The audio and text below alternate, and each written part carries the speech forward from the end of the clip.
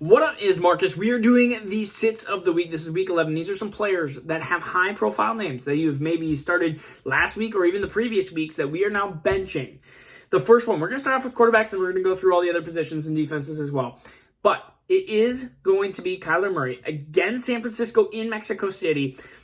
I think this is going to be a dump-off time. It's going to be dump-off to Rondale Moore. They're going to be triple covering probably DeAndre Hopkins. They have no one else. They have James Conner, but I don't believe that he can do enough to make them say, hey, we're not going to just take everyone and guard DeAndre Hopkins. And in that case, in Mexico City, I think I'm benching Kyler Murray. And I said Rondale Moore is going to be a potentially sneaky, basically dart throw because I think there's going to be a ton of dump-offs in this basically game.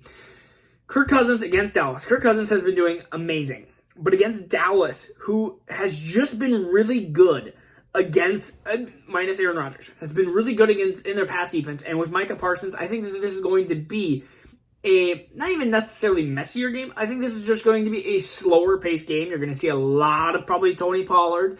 You're going to see a lot of Dalvin Cook. I think this is just going to be a kind of try to run it down each other's throats a little bit, and we'll see what happens. And then there's going to be some, I think Dak is going to have a decent game against the Minnesota passing defense because of some of their injuries in the secondary.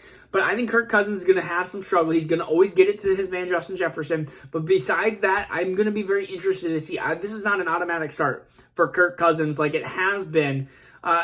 Even against Buffalo, it was not an automatic start, but there's been some other weeks where it's like, oh, that's a good matchup, like against Arizona and Detroit and stuff like that. That's a good matchup. We don't have that in this week.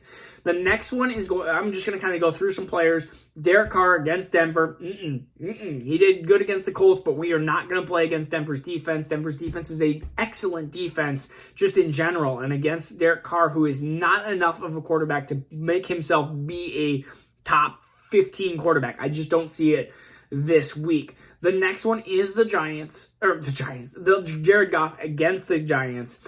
And just Goff doesn't have enough weapons right now. I think he needs Jameson Williams to come back. I think he needs Swift to be healthy and no TJ Hawkinson because he was traded away. I think this is going to be a game where you're going to go, man, Detroit needs some more weapons. I think that's what you're going to see out of this offense. And so that's why I'm, of course, benching Jared Goff. Weapons for the running back position. Now, this one hurts to say because, first of all, we're going to start with James Conner because, I talked about James Conner against San Francisco. Don't think he can do enough. The second one is going to be the one that hurts me.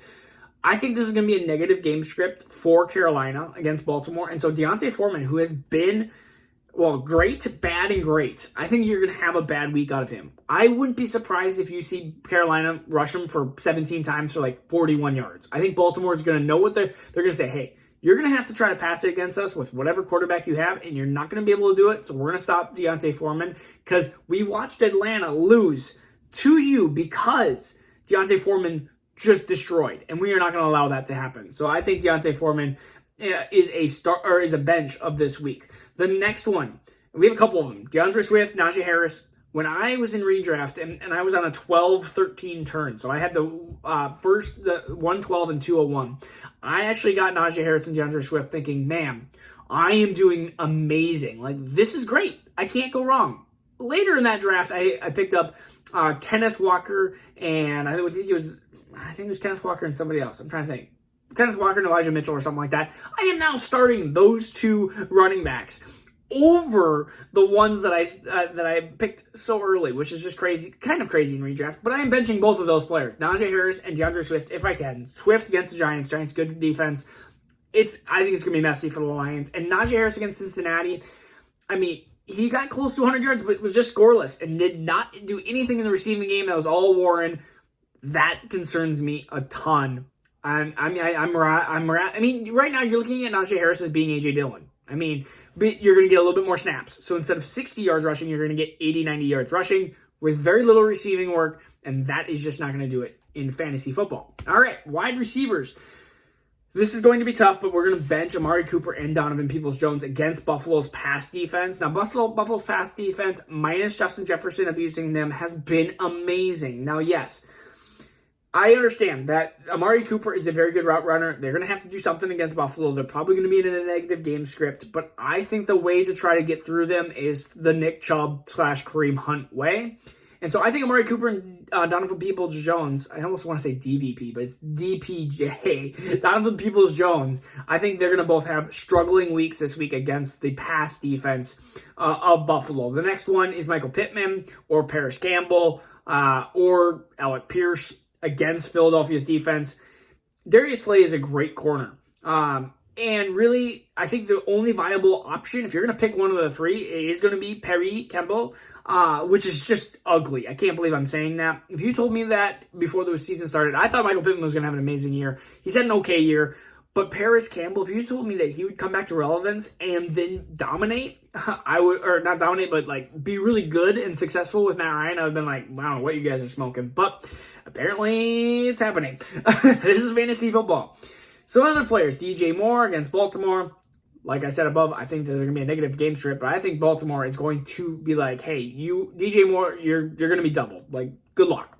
I think Baltimore's defense has actually been very good as of late, and so I think that Carolina is going to struggle. Deontay Johnson against Cincinnati, it just seems like those two cannot connect. It's going to be the Kenny Pickett and George Pickens. It's going to be those two that are going to seem to be connecting well, and it seems like Deontay Johnson is not. So I don't know why that is, but that just seems to be the case. We're going to go with tight ends here, and tight ends, oh, come on. There we go. I had to do some moving down. All right, anyways. TJ Hawkinson against Dallas. But really, this is a try to sit. You're not going to have many better options. I mean, tight end is a really weak position.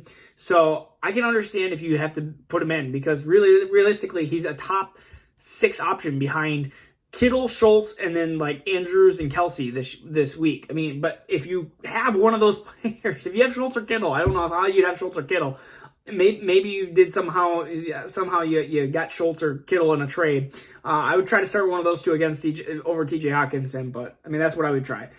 Somebody I've actually dropped now in a league is Kyle Pitts. I'm just not not doing it. Just been a bad year, and next year hopefully for him, maybe Desmond Ridder comes in. The next one is going to be Dawson Knox against Cleveland. It just seems like they just go away with him. I mean, there's times where it seems like Dawson Knox could potentially be relevant, but there's just not enough consistency here. And against Cleveland, I'm just not going to do it. I think Diggs and Gabriel Davis are going to abuse the Cleveland cornerbacks, and I think that Dawson Knox is going to have a struggling week. Conklin against the Jets. Conklin is a Jet, and against New England, like I said, I think that's going to be another player that I'm just trying to get away from. All right, we're going to go over some defenses. Bengals at Pittsburgh. Now, we talked about Pittsburgh. It was a horrible team. It was like a juicy matchup that you wanted to see, but Cincinnati's defense has just not been good enough. I understand Kenny Pickett is a rookie quarterback, but he's not turning the ball over. He's been kind of this Zach Wilson-esque type. Another one is Cowboys against Minnesota. This is tough because Kirk Cousins can throw picks, but I think Minnesota is just good enough to not turn the ball over and be a tough enough offense to be one that you don't want to put a defense against. But Micah Parsons will always get like a sack or two, so there's a point. There's a point or two. The next one is going to be the Titans against Green Bay. I like the Titans. They have been great lately, but we just don't know what Aaron Rodgers we're going to get. Did he just find himself and heat up and Christian Watson's not healthy? Or was that a bloop in the radar? I don't know. I want to see another week out of Green Bay before I judge. This could be a really bad week for the Tennessee defense. It could be a really good matchup. So this is a very, very, I don't know. So I just kind of want to bench. That's my feelings. And that's about it. Yeah. So those are some defenses that you would potentially start that now you would bench. All right. Peace out. Hey, have a good Sunday, guys. We'll see you soon.